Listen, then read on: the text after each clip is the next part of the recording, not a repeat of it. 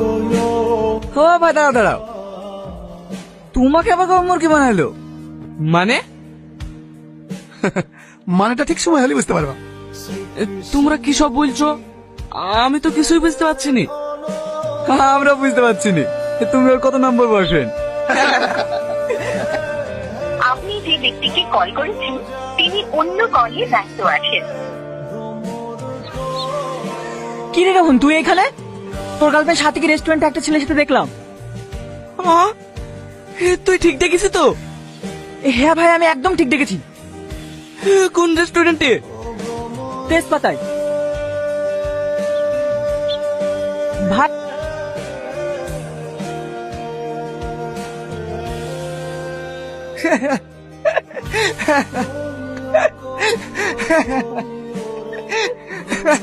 তুই হাসছিস? হাসবো না তো কি করবো? একটা মেয়ের জন্য তুই এত কিছু করে ফেললি। তোর এসব আর কি মনে হতে পারে, কিন্তু ওকে আমি সত্যিই ভালোবাসতাম।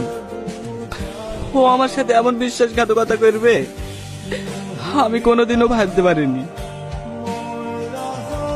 ওকে এর পরিণাম ঠিকই পেতে হবে, আর আমার এই রিভেঞ্জে সাহায্য করবে তুই। আমি? হ্যাঁ তুই। কিভাবে?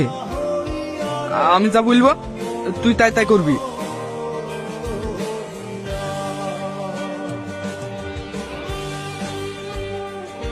হাই, কলেজে নতুন নাকি?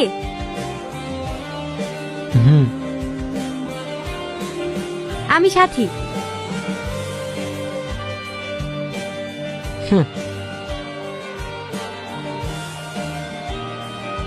তোকে ইগনোর করে চলে গেল। যাই বলিস, ছেলেটা কিন্তু বেশ হ্যান্ডসাম। ও যতই বড় লোকের ছেলে হোক, আমি ওকে আমার গোলাম বানিয়ে ছাড়বো।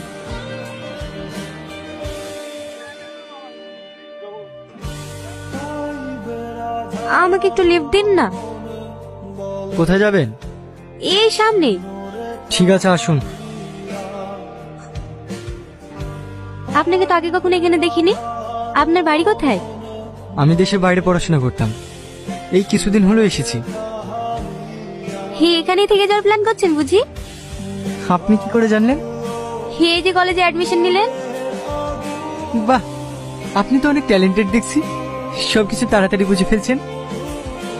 আমি এমনই, কাছের মানুষগুলোকে খুব তাড়াতাড়ি বুঝে ফেলি। মানে? কিছু না,